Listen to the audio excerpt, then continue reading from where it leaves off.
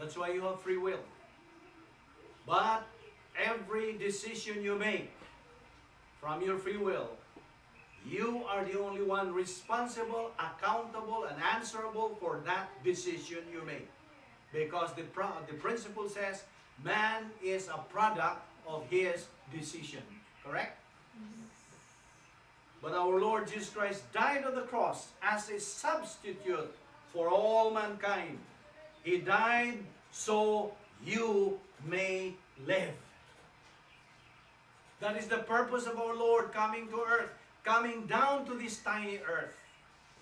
He died so you may live.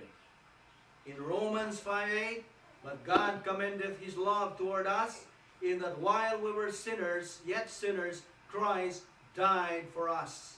In 2 Corinthians 5:21, God's word says, for He hath made Him to be sin for us, who knew no sin, that we might be made the righteousness of God in Him. There is only one Savior.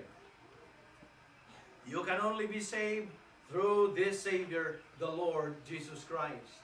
In 1 Timothy 2:5-6, the Word of God says, for there is one God and one mediator between God and man, the man Christ Jesus. So, Christmas, therefore, is for a believer, and that Christmas is every day. Every day is Christmas Day for you in Jesus Christ. Christmas is a believer celebration of the first advent of our Lord Jesus Christ. Our Lord became one of us. He became flesh. He left His throne in heaven to come down to this very, very tiny world. Our Lord was not born in a palace. Where was He born? In a manger. The Word of God says, the foxes have holes, the birds in the air have nests, but the Son of Man had nowhere to lay His head. He lived a very humble life as a carpenter's son for 33 years. 3 years of which were spent about his father's business. He was rejected by his own people. He was crucified, He died, and was buried for 3 days. He rose again on the third day from the dead. He ascended into heaven, sitteth on the right hand of God the Father, where He is now. And He promised to come back the second time. What is the purpose? You know the purpose? Why He's coming back? Give me the reason. What is His purpose of coming back? He promised to judge the living and what? And the dead. To judge the living and the dead. Now, will you open your Bible, or you have no Bible? Well, in the Word of God, in Luke chapter 1, verse 26 to 35, that's quite a long verses. We talk about Emmanuel. What do you mean by Emmanuel? You always hear this word, Emmanuel. It means God with us. Now, in Isaiah chapter 9, verse 6, the Word of God says there, a child is born. Okay? A child is born, and a son is given. Do you know what does that mean? Nobody has explained to you what does this mean? A child is born? A child is born means the Lord Jesus Christ humanity.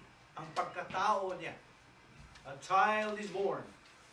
When the phrase says, a son is given, that means the Lord Jesus Christ deity.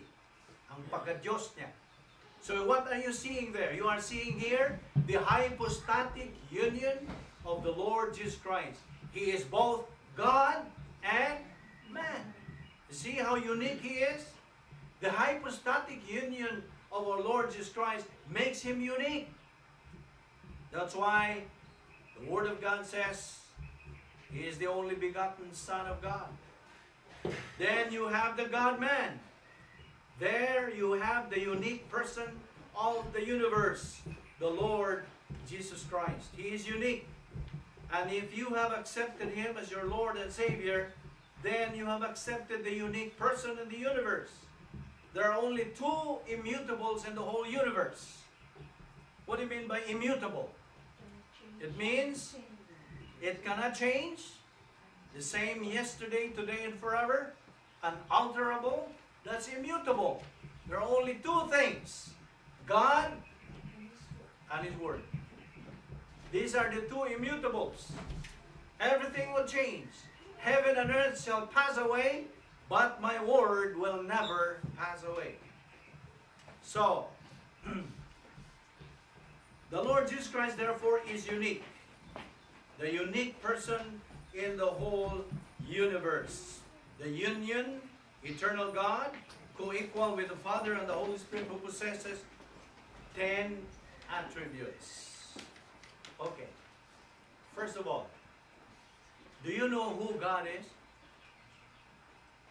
How are you able to know God?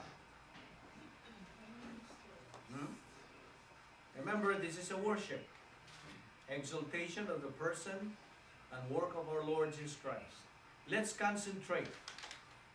Let's concentrate who God is. Because you will not be able to worship Him if you do not know who He is.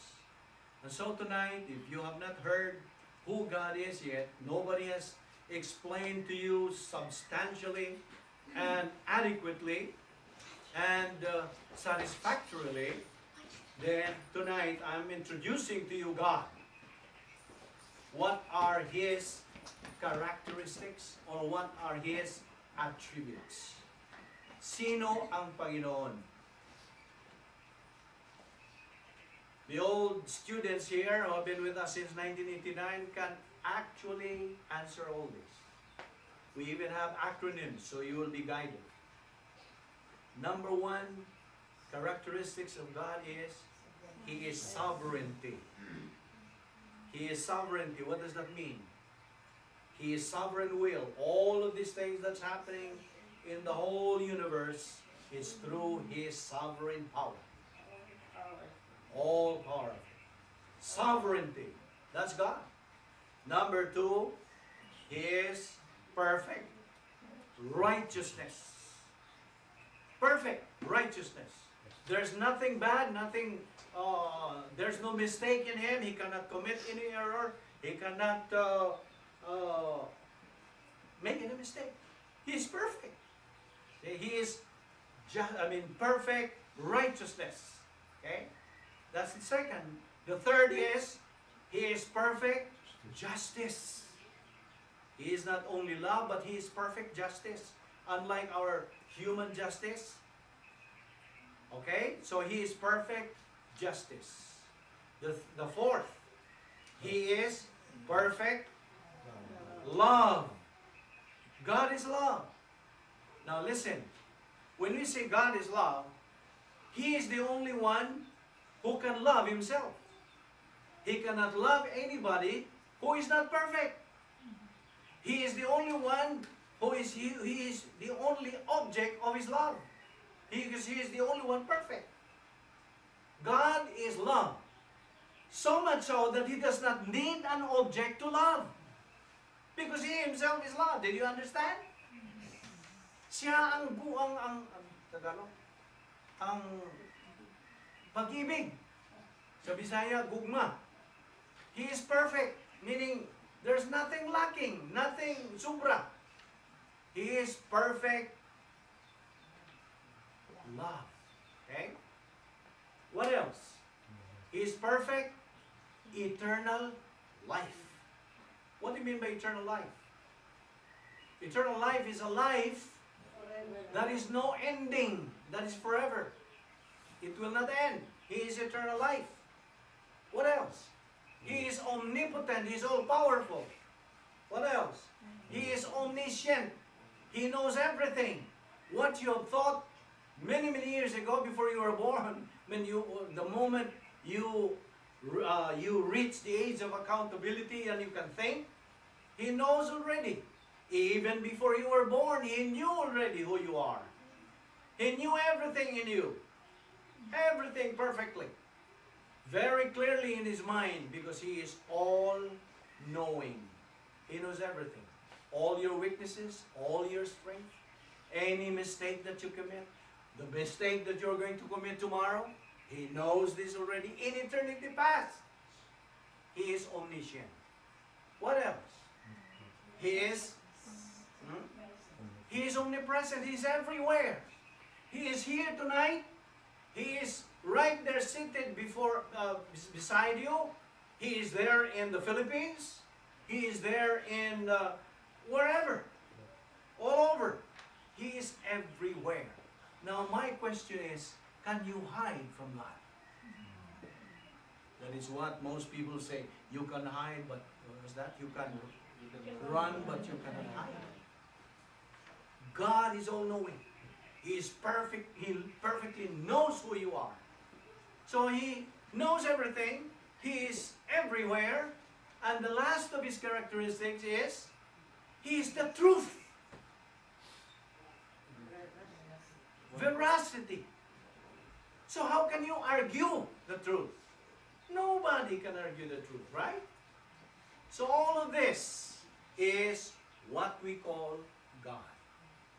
If you absorb this, if you master all this, and you keep it in yourself, instill that in your mind, in your soul, then you will have, you cannot attempt to commit any sin. Now, as a believer tonight, as a believer, I'm talking to you as a believer. What do you mean by a believer? One who has heard the gospel and believe in Christ as Lord and Savior. He is a believer, right? Okay. Now as a believer, we have been taught the basic doctrine of the lists of sins. Listahan ng mga kasalanan. Okay? Now, okay, if I ask you to reverse concentrate or recall the list of sins that we knew or learned. There are three kinds of sins. What is the first? Sins of the mind. And then what's the next? Sins of the tongue. And then what's the third? Sins that can be seen or over sins. Okay? You see how genius God is? He put it first here in the mind. It starts here in the mind, and then it goes down to the tongue, and then the over. Yung makita na. Okay? Alright. Of these three list of sins, what is the worst? Why? I know you can answer that already. Why mental attitude sin is the worst kind of sins? You know already. But what about the new ones? Why is it that the sins of the mind is the worst of these three? Well, this is the worst because it cannot be seen. Who can see these mental attitude sins? Only God and you, right? Ikaw lang at sa Panginoon. That's the worst kind of sins. Okay. And why it makes it worse? Because it starts here. Because if you don't do anything, you don't confess your sins, then it goes down to the tongue. That's why if you hate somebody through your mind, you will, sooner or later, utter harsh words or angry words against that person. And if you don't do anything about that, it will go down into what? Overt sins. Siguro susuntukin mo na. Okay, so that's it. Alright. This is a review. Mental attitude sins. What are the mental attitude sins that we have? Okay? Reverse concentrate. Number one of these mental attitude sins is pride or arrogance. Now, my question again, follow-up question. Why is it number one in the list? Why? This is the number one in the list of sins, mental sins, because that was the first sin committed by the first creature of God. Who? Lucifer. Before he became Satan, he was Lucifer. Lucifer means light bearer, light carrier. He was shining because he had no what? No error, no mistake. He was perfect. Now, listen to this. Every time God creates something, that something is always perfect, right? He created Lucifer perfect. But what made him imperfect? It's pride. Why? What did he say? He was already maybe sitting close to God in his throne in heaven. But one day maybe Satan said, "Oh, I think I can be like God. I can be God." Right at that very moment that he said that, I want to become God, he committed the first sin in the whole universe. That's why God says, you are no longer Lucifer, you are no longer light bearer, but you are darkness. I will call you Satan. Satan. And Satan means, in the original, means what? Accuser. Okay? And he has his followers. He is so smart that he was able to deceive and sway 1/3 of the billions upon billions of angels. Now these lost angels or fallen angels are called what? And they are here tonight. They are roaming around tonight and they are spirits. How do we call now? Demons. Mga demonyo. Maybe he is there at your back tonight. You see? Maybe you would say that there is what? May sungay? Okay. That's why pride is number one in the list. Okay. Let's make this fast. So, ang una sa listahan is pride or arrogance. What's the next? Pride, hatred, implacability, bitterness, jealousy, envy, vindictiveness, guilty feelings, worry, anxiety, self-pity. Meron ba doong listahan na you are committing? Sharo, kung wala doon. I repeat, sarili, no? Naawa ka sa sarili mo, you are sinning. And the moment a believer commits that sin, he is in big trouble. And God is going to what? Going to spank him. Because he is God's child. That is why God, in His provision, how generous and how gracious God is, He provided you confession. 1 John 1:9 says, if we confess our sins, He is faithful and just to forgive us our sins and to cleanse us from all unrighteousness. Isasama na yung mga kasalanan na hindi mo kinukumpisa. And that is the mechanics of rebound. And so these are the mental attitude sins that I have listed down. What are the list of the sins of the tongue? Well, judging, maligning, criticizing. What else? Backbiting, gossiping, all of this are sins of the tongue. God says, rebound. Rebound. Because I don't want you to be in trouble. Because my judgment is perfect. So you confess to God, Lord, I have sinned this. I acknowledge all this. So it's erased. But if you don't do that, then it will go down to overt sins. What are the overt sins? What is the acronym? MADS. Where's MADS? It reminds me of Madeline. First is murder, adultery, drunkenness, stealing. MADS. See? All these acronyms, it guides you. All this. And if you master all this, learn this by heart, wala kang, there is no possibility for you to commit any sin. That is exactly what the Lord Jesus Christ died on the cross. So you will be able to conquer your sins. Because a believer with doctrine and using this in his everyday life becomes a what? A problem solver, not a problem manufacturer. Which of these two would you like to choose? To be a manufacturer or solver? God says in His Word that there are only two kinds of believers. Winner believers and loser believers. So tonight, God says, choose. I've given you free will. Choose. If you want to become a loser, forget my word. Disregard my word. Go ahead with your life. And you will be a loser. You will be a problem manufacturer. You are adding problems to this country. This country which is a client nation to God.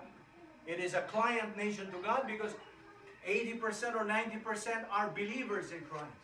But the tragedy of the hour is, even though they celebrate Christmas all in the Christian world, majority of these believers are negative to learning Bible doctrine.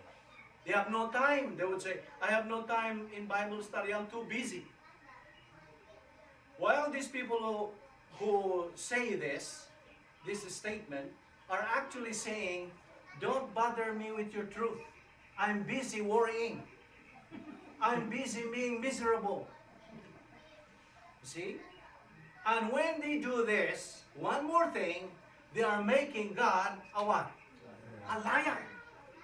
When God says, I want you to become a winner. I want you to prosper. That is why once you pass this prosperity test, then I have something better for you. That is what the message tonight, better things for you as a believer. I want you to become victorious in your life, in the spiritual warfare, because I want you to redeem the time, because the days are what? Evil. The days are evil. All over the world, wherever you go, in this United States, there is evil. You don't believe that? There is evil. That's the tragedy of the hour. And the two tragedies of the hour nowadays in the celebration of Christmas is commercialism and emotionalism. Emotionalism. Emotionalism, emotions are high during Christmas Day, during Christmas season. Intensity 8, not 7. Emotions are high. The real meaning and significance of Christmas is practically lost. A lot of Christians and non-Christians alike just sing Christmas carols without understanding what they are singing and humming. Remember the principle? Ritual without reality is meaningless. Only ritual with reality is meaningful. And one more thing, satanic doctrines or doctrines of demons are creeping slowly in a very subtle way in many of the Christian churches, even doctrinal churches. Pastors of these churches, evangelical churches, are now being infiltrated by Satan's deceptions, i.e. false doctrines, and they are very subtle, pino, in their approach. These are few of the signs of the time. Therefore, God's word cautions and warns believers to be discerning. Most especially in these perilous times, believers are mandated with the word of God to redeem the time, because the days are evil in Ephesians 5:16. Listen, I even know of a pastor who is now hooked to believe some false doctrines. I'm not surprised. So many pastors nowadays. The belief regarding heathenism, that people who had been out of civilization or who are in the remotest corner of the world and who apparently have never heard the gospel. In other words, if the heathen do not hear the way of salvation, how can they be saved? If a believer cannot answer this question correctly, then he needs to review the basic doctrine of heathenism. Heathens are heathens. That's why I brought with me the book about heathenism. This is basic doctrine. It says in heathenism on page, if you give me time to read this, one of the major problems, therefore, in the evaluation of heathenism is that we are not aware that people everywhere have heard the gospel. We assume that the world has never been completely evangelized. In reality, the historical glimpses available reveal that it has been evangelized many times. Even in the remotest areas, they have been evangelized.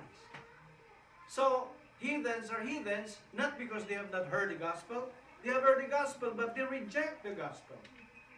That is why this is really one of the signs of the time.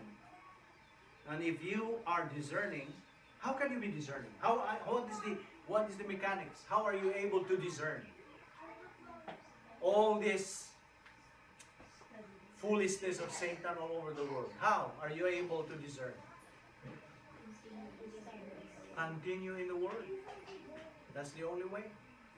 Because if you stop, who is at the loss? God or you? You. See?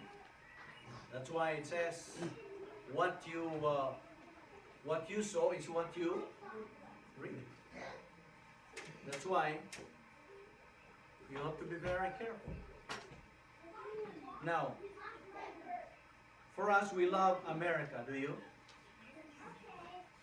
Yes. I heard only one. You don't love America? We love America because this is now our home, right? And besides, God has put us here in America for a purpose, right? This country, America, undoubtedly the greatest country in the whole world, is God's geographical will for us, right? Can you not imagine the suffering and hardships faced by our countrymen back home? The devaluation of our peso, and how they wish they could find a way to come to the United States. And can you not imagine how blessed we are to be enjoying the tremendous economic prosperity and prestige that America currently enjoys in a country which is a quiet nation to God? Life without America, therefore, would be a radical change because of what I just said, the tremendous economic prosperity and prestige of America. However, as we keep going in our spiritual life, we need some absolutes. We need anchors of the soul. Those things that do not change in our lives. That's why God says, I'm giving you better things.